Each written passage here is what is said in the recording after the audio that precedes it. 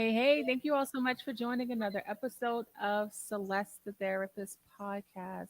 My name is Celeste, a therapist from Boston. I'm going to have my guest introduce himself to you all. Hi, I'm Jermaine Morris. I'm a certified coach and consultant with a practice based around a DISC assessment located in Sacramento, California. Everything I like to do is work under the premise of self awareness without judgment, and then just kind of use the assessment along with coaching to help people make the changes they want to make in their lives and, all that sort of good stuff. So for new people, Jermaine comes on once a month, but I don't think you've ever.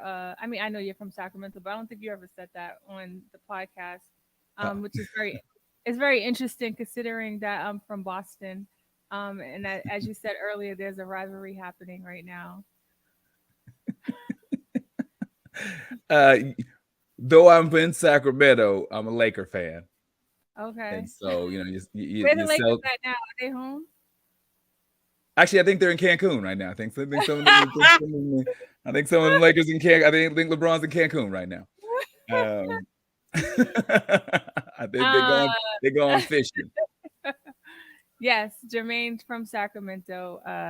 Thank you for being here. And when he talks about the DISC assessment, self awareness without judgment, explain to people. Like I don't judge the fact that you're a Lakers fan. That's one of the ways that I try not to judge. But what do you mean when you say self awareness without judgment? Thank you. So the DISC assessment, first off, it's a test basically that kind of shows the way we do things. So not necessarily the why, but the how and the what. So in the test comes a 22-page report.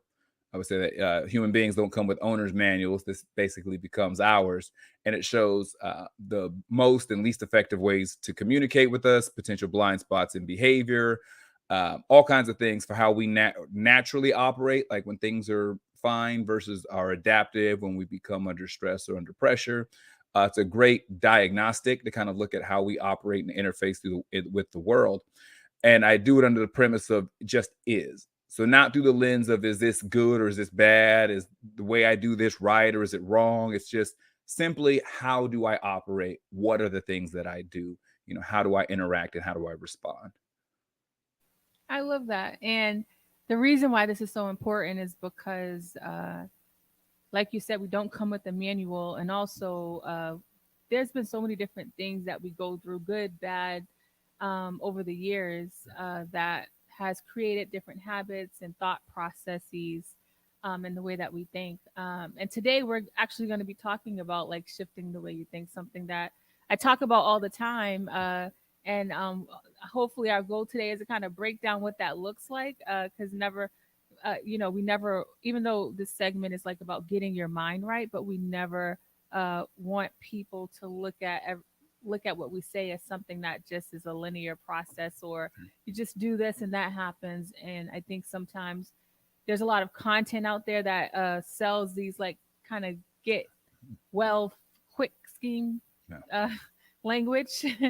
And that's I never want that to be the way that you take these episodes that I do on the podcast. Yeah.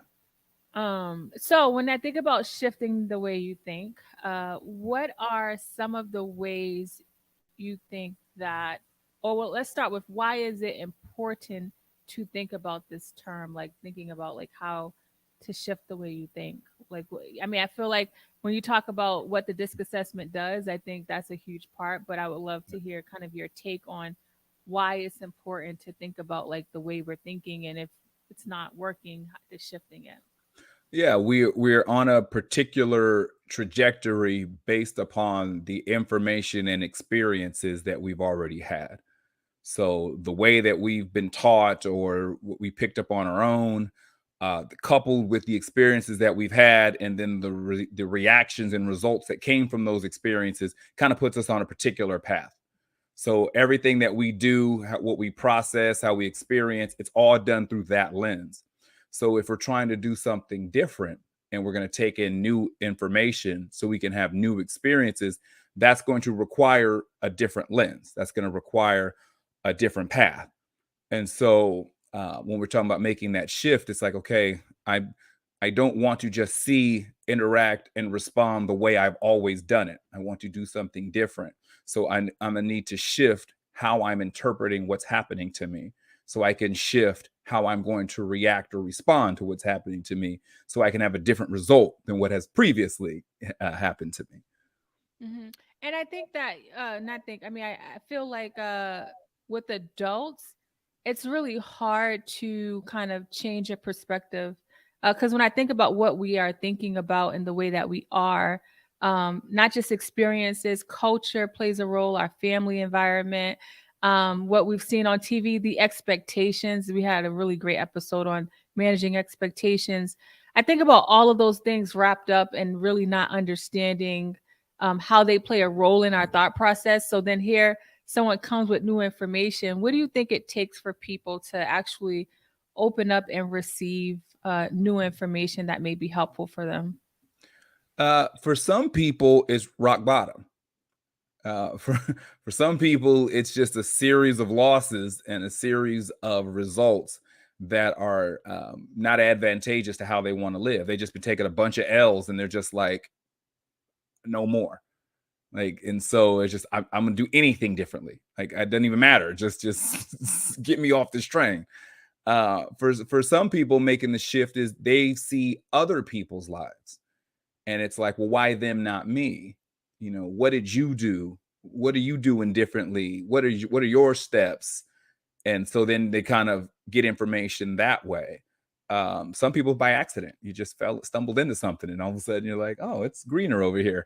You know, there's just a bunch of ways that you can get there. Um, but in that process, it's just at some point, you just doing, you got to do, wanting to do something different and get something differently than what you've already had. Yeah, for me, it definitely is. My shifting and my process came from like kind of feeling like I was at rock bottom. And I do know, I feel like when, because I think a lot of people want to change, or they, whatever they're dealing with, like they want something different, but they really don't know how. Right. And I think it's important to think about, it really starts with the mind. And so when I think about like people that may be listening and struggling with the way that they think or the way that they're doing things, the more you expose yourself to something different, right? Because maybe you're not at rock bottom, maybe you've just been more self-aware and paying attention to some things. I feel like if you were to expose yourself to different content or the direction you're trying to head, then you're going to start opening up your mind to being able to see it. What are your thoughts about that?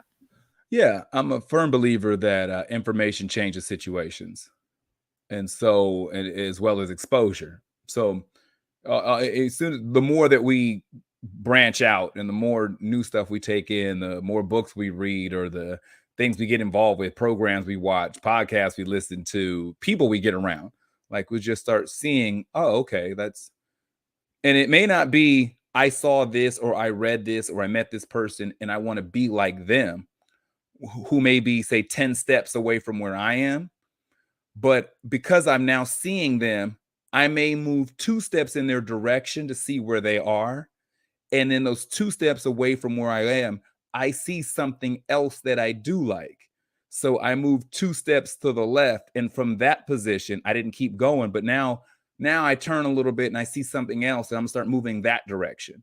So that book, that movie, that person, that conversation, I may not go where they are, but it can help trigger moving me towards where it is I do want to be. Mhm. I like that. And also, I think, as you're talking about these, taking these two steps and that step, one of the false misconceptions that people may have is that it's like a switch that goes off immediately. I do know a switch eventually goes off, but it's not about it being immediate and it's not a linear process. What are your thoughts about that misconception that people tend to have about why isn't it working fast enough, or like I read this book, or like nothing's clicking. Like what would you say to people about that? Yeah, I get that a lot. There's this expectation of this aha moment, that just all of a sudden everything is just supposed to make sense, and all the tumblers click up, and Jupiter's in retrograde and the sun shines on our side of the sidewalk, and we just have this epiphany that everything now just becomes illuminated and life all makes sense. And what normally happens, that light switch is actually just like the awareness light switch of like, oh, like like it's just there's the recognition of the need to change or the desire to change. That's usually the light switch. But the process of, if you go to your doctor and they tell you, okay, you need to lose 50 pounds or because of your heart or something, okay, that's the light switch. That the way I've been living, there's going to be, I have to do something different. That doesn't mean, okay, so I ran around the block one time and I didn't lose the 50 pounds. Like it's just the awareness of the moment of, okay, that might be, for some people they're looking for that. They're thinking that, okay, I've decided that now I want to be a millionaire. Why am I not a millionaire? I want to be in love now. Why am I not married? I want to heal from my trauma stuff. I accepted it, but why does it still bother me? Like they're look, sometimes people are looking for this instant, just because I've accepted it or I'm aware of it, that doesn't automatically mean that's the end of the road. Yeah, that's a conversation I have with people often. If we're bleeding and we grab a band-aid, it's the bleeding stops, and there's a lot of meticulous people that will do their assignments well, like really. So when I get these people and we're talking about the mental health stuff, it's really hard for them to be patient because they're so used to, like, okay, this is what I need to do, I'm doing it, why isn't it like happening, like why do I still feel this way? And I'm always reminding people that these experiences are part of who you are. So no matter like how much work you do, there are moments where those experiences are going to be triggered. I had shared, I seen this guy, he talked about kind of like the way the mind works and kind of like that tape, like the experiences, there's a snapshot that is taken, like our system takes the snapshot. And so if you have that feeling again that happened when something that you dealt with that was hard, in 2023, that feeling could feel the same way it felt in 2003. Yeah. And it's like, the fact that this isn't common knowledge, it bothers me that we don't know this, because if we did, I don't think we would suffer as much as we did, because now we're able to shift our thought process in those moments and say, oh, like I remember this feeling, but it's not happening now. Like we're not even like taking control over the moments that we have, because we're allowing the moments to be succumbed by the past tape that continues to play over and over in our head because of our lack of like consciousness about it, or our thought process about it. Does that make sense? Yeah, I think yeah, we there's not a lot of conversation about when it pertains to like healing and growing and shifting. It's almost like you're either just told to just do, and then at some point something will happen, or uh, there's no walkthrough. There's no, like say that if someone told you I want to, play in the NBA, play for the NFL, they'll tell you, okay, there's levels, there's steps, there's a process, there's benchmarks, there's growth, whatever. If you're saying that I'm trying to heal from my childhood, nothing, crickets. And then at some point they just say you should get over it. I just think that there's I wish that we highlighted more. There was more information, like more conversations that was like, okay, no, this is going to be a thing. It may come back. It's not a linear process. It's going to be, there's going to be a lot of steps to help people manage those expectations a little bit better and have a better understanding of how this is going to go. Does that Mhm. make sense? Yeah, no, it makes sense. It makes a lot of sense. I think the more that we know, the more empowered we will feel. Yeah. There's just so many ways in which inflation is going up. There's just I think the mental health system is just bombarded, and providers are feeling it. With the unable to provide for all the people that need it, and people are struggling, and which is why like this podcast was created, because I don't want people to think their lack of financial the their lack of being able to provide financially for some of the things that may be helpful that they can't like kind of use what they have. One of the other things you talked about was that healing does not equal happiness. That's something where when people come in on the first session, and especially if they've never had therapy before, I'm always telling them like I'm happy that you're here. But then I say just so we're like I know this like this is something you want to start and but just know like this is gonna be hard. I said this is not like this nice pretty journey that you're about to go on. Like and then I say the first session people feel like this weight is lifted off, Yeah. and then I'll say just know that in a few days you may feel like oh my gosh I'm exposed, and Yeah. then it never feels. They always like yo you was right. Like the first day I felt great, but afterwards it was like oh my gosh because it's all this stuff is in front of me. What's your thought process on the fact that like healing does not equal happiness? Because I think there's a big misconception of people as they're starting kind of this journey. Yeah, so the ones that I get, so kind of separating the difference between, say, coaching and therapy. So with me, it's how they do things. So, okay, I'm breaking the habit of how you're addressing setting goals, dealing with time management, dealing with whatever different thing that they currently deal with. So we're going to break the habit of the way you've been doing it.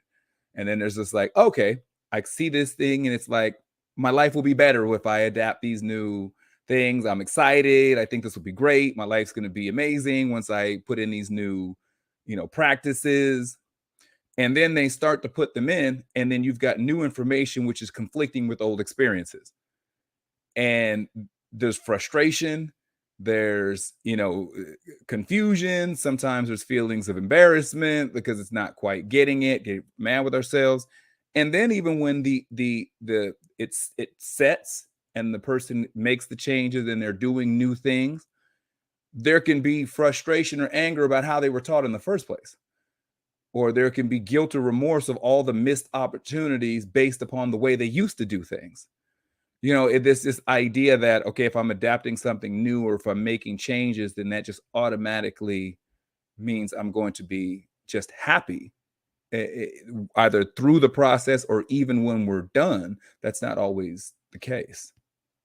No, it really isn't. And this is why people end up stopping the process. Yeah. I think if people knew that as I start this journey, it's not going to be pretty. And, they'll be like, okay, this is the thing that they were talking about.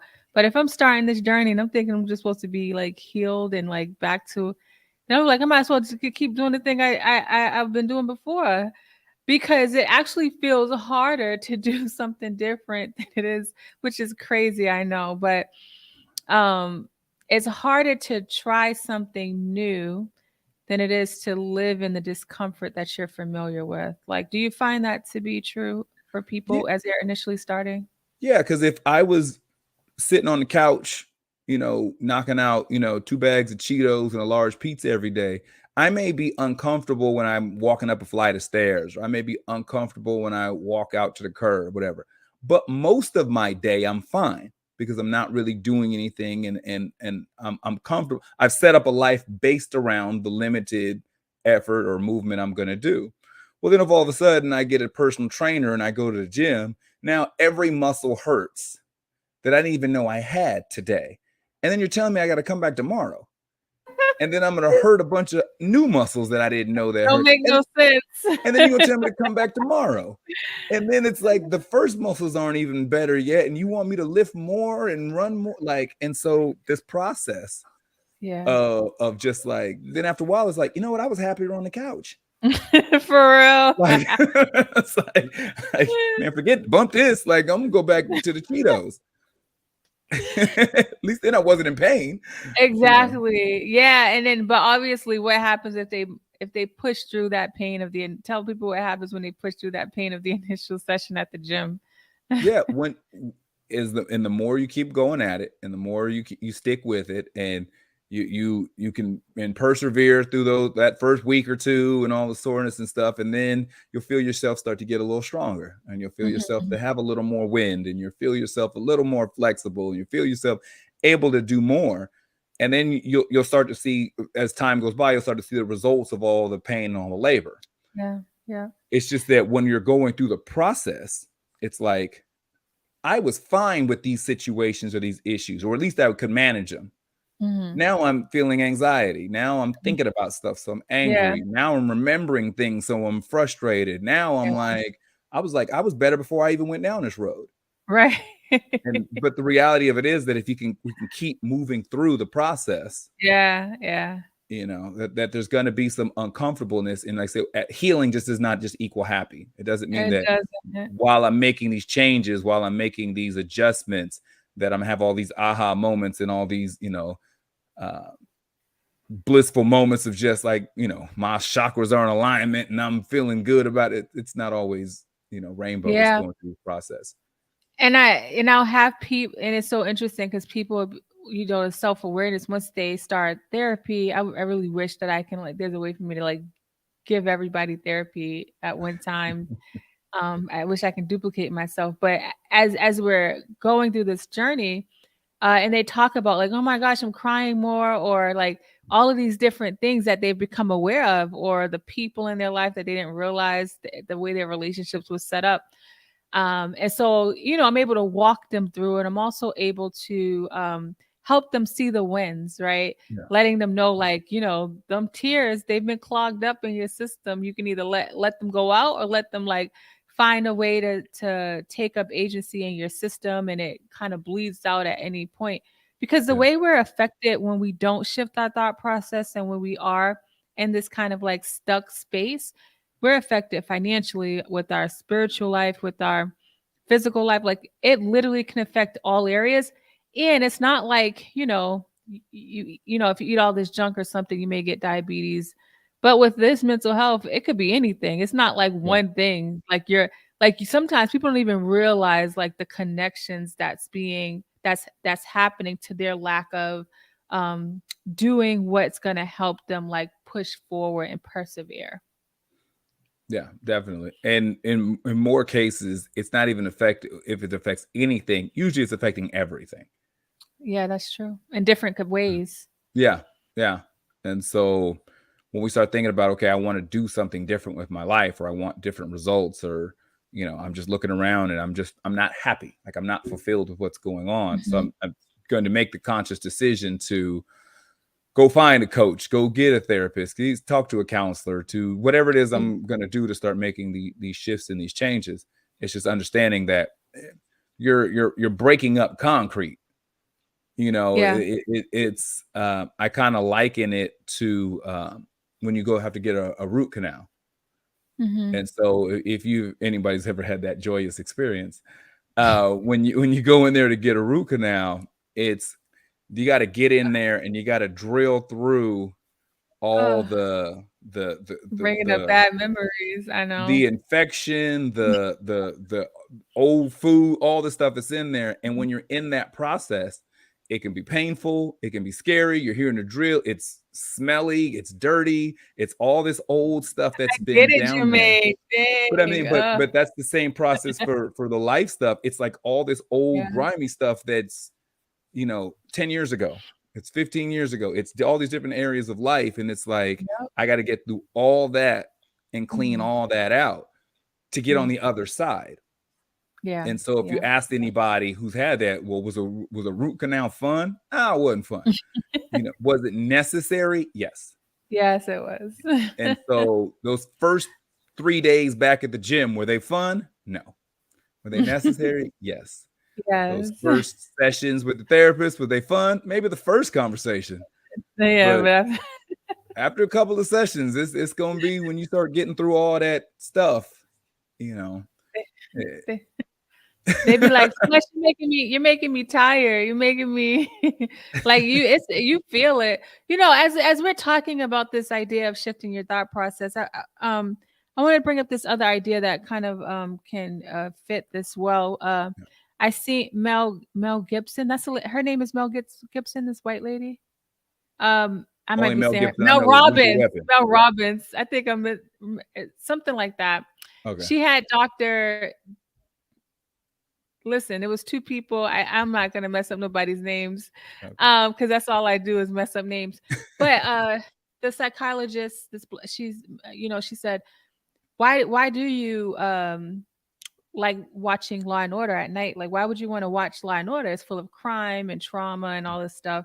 I guess it was a clip, but I guess she said it was soothing, like because it's familiar.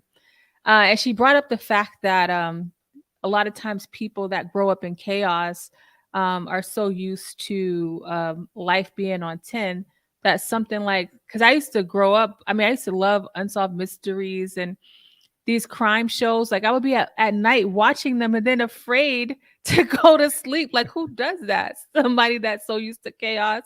Now Yeah. I won't like I'm not doing that to myself. When people watch, I'd be like, I'm not doing that to myself. I'm not gonna set my system up like that for no reason. Before that was so norm, right?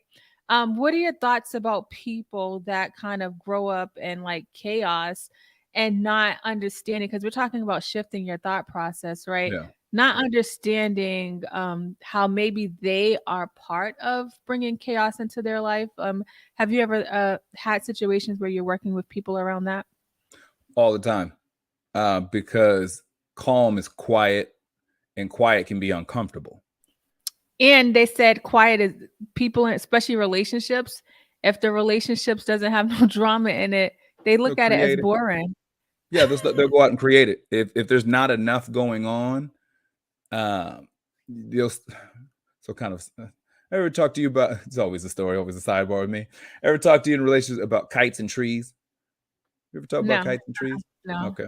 So, an older gentleman I knew many, many moons ago, he talked about it in a relationship dynamic that there's kites and that there are trees. So think of a kite as like first like a tree, like an oak tree, strong, stable, secure, reliable, dependable tree.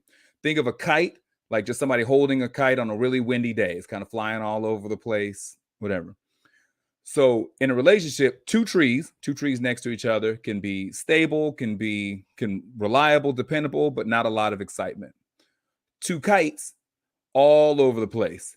Like when the highs are high, but the lows are low.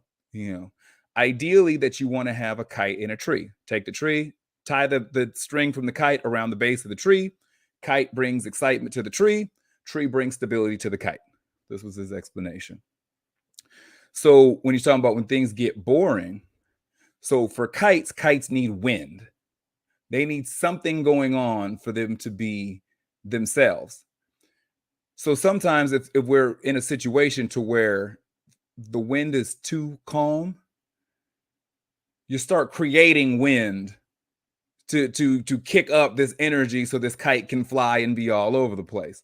And so for some people, when you talk to them about things are starting to heal, things are starting to get better, you're so accustomed to not being tied to anything on super windy days. You're used to flying in and out of power lines and ending up way in other blocks and falling on people's roofs and used to all this chaos and craziness that when you're anchored and the wind is calm enough to keep you flying, but it's kind of regulated, something seems wrong, and they start trying to create wind, to create chaos, to create that energy. And so for some people, once they start to get on the other side and the wind is calm and the string is tied to something, so there's stability, there's consistency, you're flying around the same neighborhood, you're flying around the same, there's not all this variation, not all this like I said, chaos. You find yourself anxious, like this is not familiar. I need something. And so yeah, so people who get on the other side and it's like, okay, I've got the stability I was looking for, I got the consistency that I said I wanted, I got these things in place, this structure that I was saying that I went through all these regimens to create, but now I'm trying to make some wind.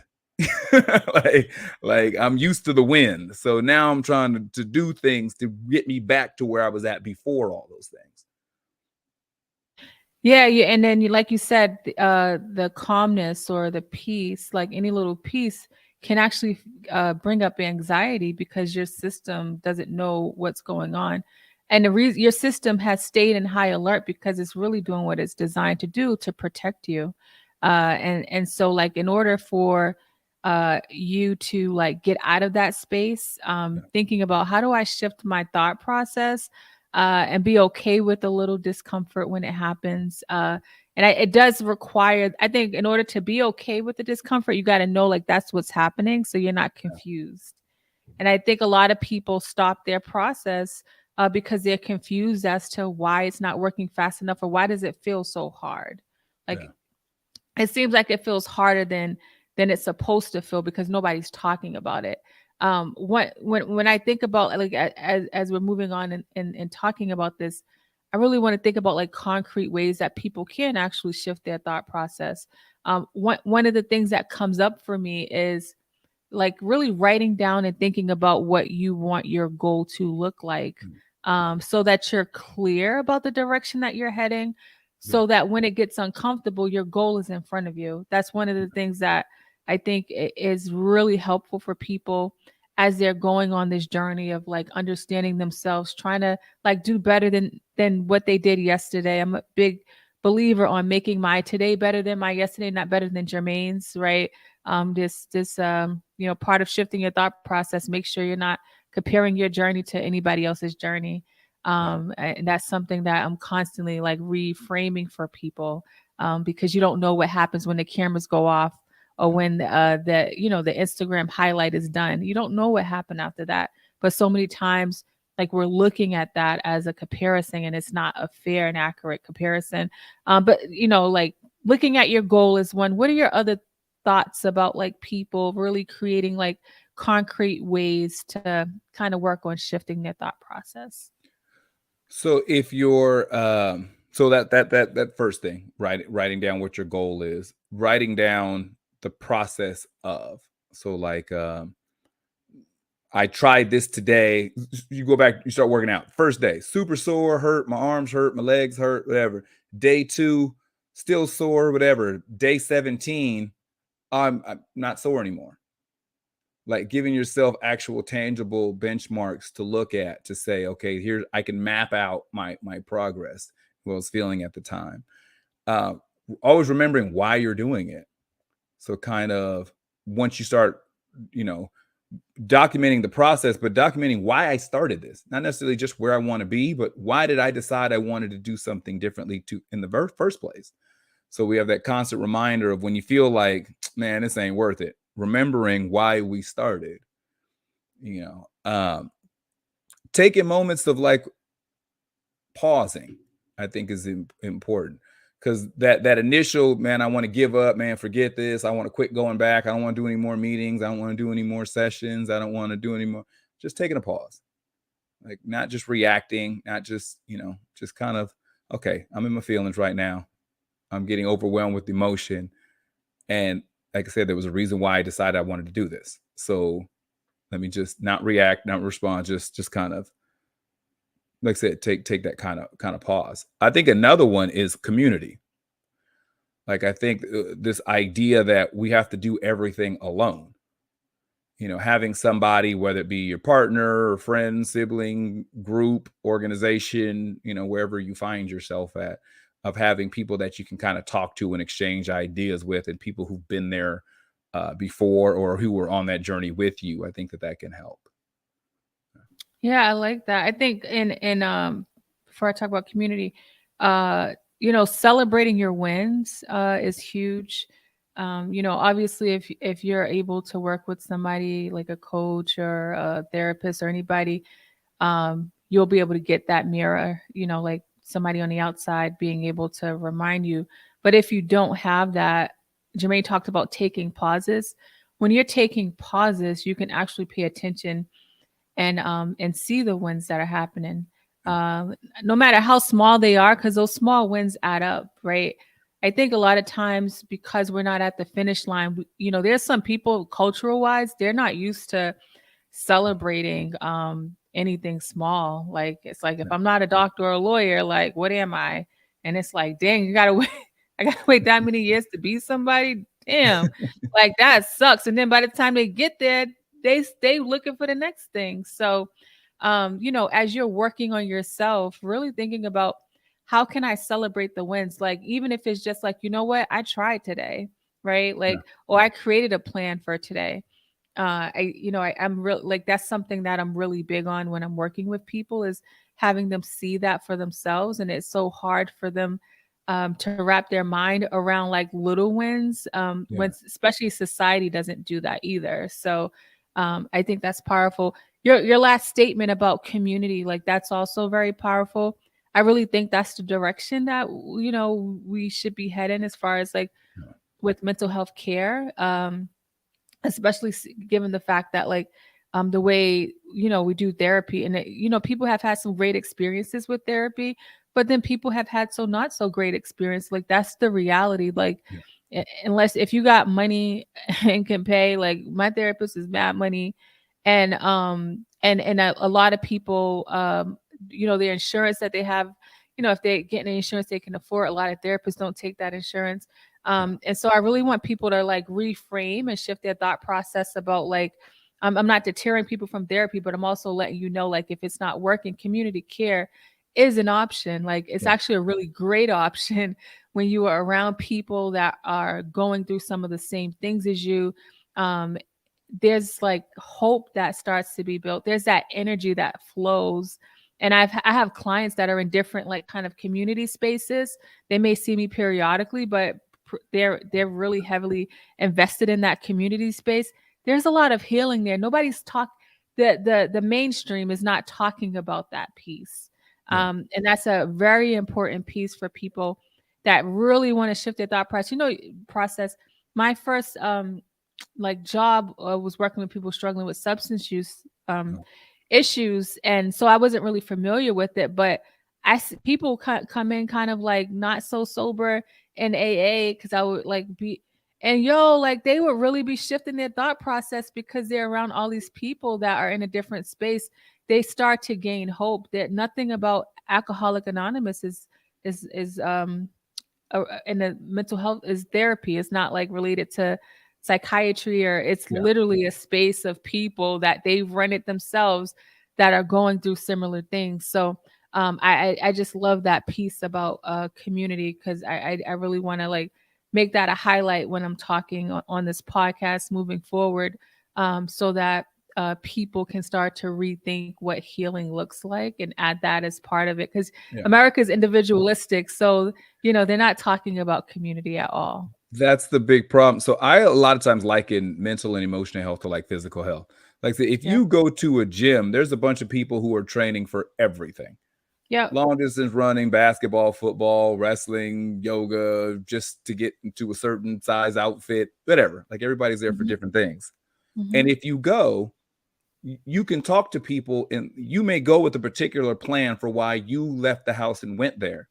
But then you'll Mhm. see somebody doing something Mhm. that looks like that could benefit your situation.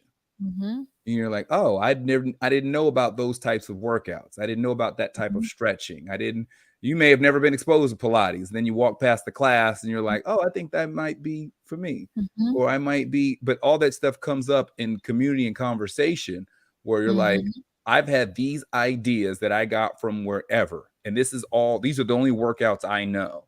But Right. when I'm around other people who've tried other workouts, okay, now I'm learning about mental and emotional yoga, mental and Yeah. emotional Pilates, mental and emotional step classes, and all this stuff. And so I can start incorporating other things that other people have shown that are successful that may be successful for me. Yeah. Yeah, you have that, and also the energy. Yeah. When I go to a boxing gym, and I remember I said, I could work out at home, but being here the energy is different. And he was Yeah. saying how like even people like holy like I can't think of these boxes, but these famous boxes, obviously they got mad money. So, Yeah. their gym is decked out, but they will fly to another space to work out with other boxers for Yes. that energy, right? Like that energy transference and community is just real. There's no denying it. But I want to admit and just kind of like for people that's like, but it's hard. It is hard. It's hard Yeah. when you're used to doing things by yourself. It's hard when you've been living in survival mode and you've been taught, especially in the black community, you just keep struggling, keep going. we're not really talking about community in our households. And so if you grew up a survivor and very independent, the idea of asking for help or the idea of being a part of community feels very scary. So I just Yeah. want to say that for people that may think like that sounds crazy. It does, but if it ain't working out, why not try it? Yeah, and with that one, in the cultural aspect. I remember I was just talking to a relative not too long ago, and I just kind of asked him about how he was doing, and his response, and it kind of stuck with me for that. He was just like, "Well, you know how we do it. You just put your head down and put one foot in front of the other." Yeah, And the I hear that idea all the time. of help or conversation or community wasn't even there. Mm. It's just like it was just whatever you're dealing with, just put your head down, just keep going and just push through. Like that's and so for some of us, we have to go outside of where we're from. Yeah, Sometimes the community that we need, the conversations we need to have are not where we currently are. right, And so right. being open to saying, okay, I may have to go to the other side of town. I may have Yeah, to get in this online group. I may need to go and, outsource this community because it yeah, may not be where I'm at. And that's okay. yeah. You know, just thinking that sometimes we can't get it where we are. So being open to the idea of like, if we're going to shift, we're going to do something different, we're going to make some changes. We may have to leave the zip code or leave the house or Yeah, leave the social circle. yeah. That definitely that statement, you put one foot in front of the other. And Yeah, I'm like when because I hear that so often, and whatever space I'm in, if I'm out, whatever, yeah, and everything in me just turns because I just want to be like, no, but I'm like, I'm like, no, there's a different way to do it. I really yeah, want to be saying that, like, but it's unfortunately the norm, the way people think about it. And as we're talking about like shifting your thought process, and yeah, what you just brought up is what I wanted to say to people.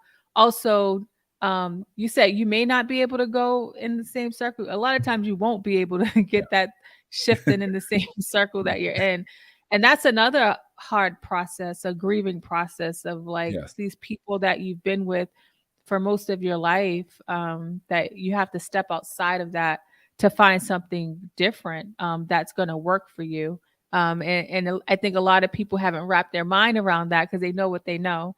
yeah, And the idea of looking outside of their circle, it feels scary, like, and it feels scary, right? Like that's why understanding your emotions are hard, because the reason why we don't do a lot of things is because of the feeling of the scariness in that moment.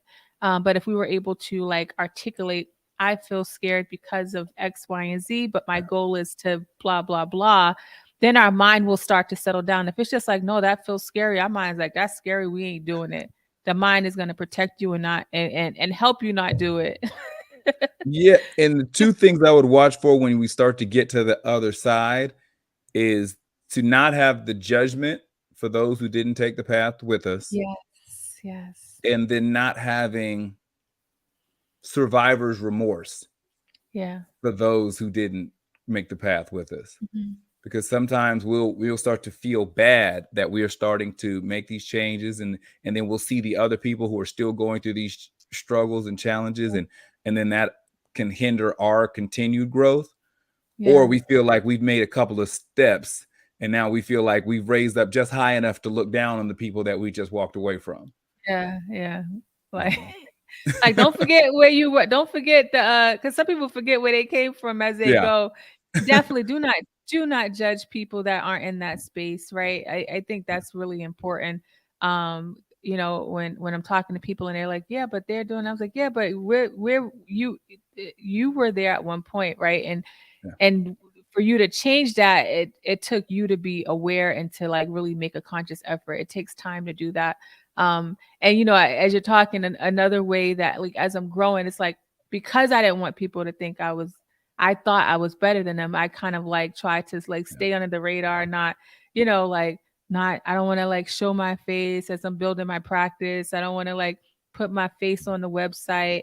And it's unfortunate, like for Black people, our community, like success is like scary because we have all these thoughts about what we don't want people to think. And Yeah. I think we're not used to celebrating ourselves. And so try to shift your mindset around that as you're working on yourself. Like it's okay to celebrate yourself. You deserve it. Especially when you talk about the mental health space, because the first thing is that people are under the presumption that, well, don't come around here trying to psychoanalyze me just because you got some couch time.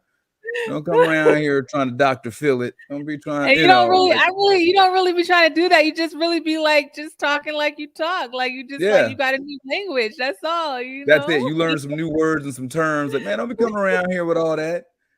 Don't be coming around here with all that Freud talk. This was good. I think that when people listen to this, they're going to be able to like really think about things a little different. Yeah, I love the idea of like shifting your thought process. Not because it's an easy process, but because you can accomplish so much when you do. yeah, And so if you're feeling kind of stuck in your ways, think about how am I thinking, right? yeah. What am I thinking? And thinking about the idea to think differently, or open your mind up to something different is challenging. But what do you really have to lose? Yeah, if you've lived your whole life eating Mexican food, whole life, Hmm. to learn how to cook Chinese food does not Hmm. take away your ability to cook Mexican food. Right, right, right. So to learn some new ways of processing information or dealing with emotions or new approaches to life doesn't mean you just Hmm. abandon who you are. It just gives you more Right. tools in your toolbox. That's it. And so for sometimes there's that idea of these changes means I'm no longer going to be me, or I have to, I have to be that type of person. It's like, no, new healthy ways to cope with stuff, new ways to process, other ways of looking at something doesn't mean that, I yeah. think you've used this example. Did you use the crayons example? It's like if you only had, because you said the Yeah. toolbox. Think about crayons. Another example, if you only color with blue, and all of a sudden you got all these other colors, like imagine how beautiful that can eventually be. And you Like still have right, your blue. and you still got the blue. You Yeah, didn't have to throw away your blue to get a yellow and green. Like you didn't have to throw exactly. away your blue to get a black and red. Like you just have more crayons to work with. Yeah, yeah, And yeah. so for That's dope. sometimes when people that idea of change, that idea of new information or new ways of anything, Hmm. especially when it pertains like healing and stuff, it's like Yeah, it's just another tool, it's just another crayon. yeah. I Okay. like that. Yeah. It sounds simplified, but obviously we said it's not simple. But I just like the Yeah. analogies because it helps you. I think it's going to help somebody think about it differently. So, Yeah. And what is this? Is healing isn't pretty, but the other side is beautiful. It's just there's mhm. gonna be it's not always going to, when you heal up, uh, you cut yourself, fall, scrape your knee, that scab isn't pretty. No, If you look at a scab, it's not pretty. But when you get to the other side and it heals up, there still may be a bit of a blemish. You know yeah, that the yeah, injury happened. There still may be some remnants of that, but it definitely it gets better. and And sorry, my bad. I just got excited. I was thinking about my raised garden bed that I started last year and I'm redoing this year, but I had to go out get the dirt, carry the dirt on my back, toss the dirt in there, like the other day I was like, oh, I forgot to water it. I got to get out my bed to water it because I want to make sure because it was so hot. Like I think about all of the work that goes into the discipline of me like having these vegetables that are going to come up in a few months. And when they come up, it's kind of like, oh my gosh, this is so dope, right?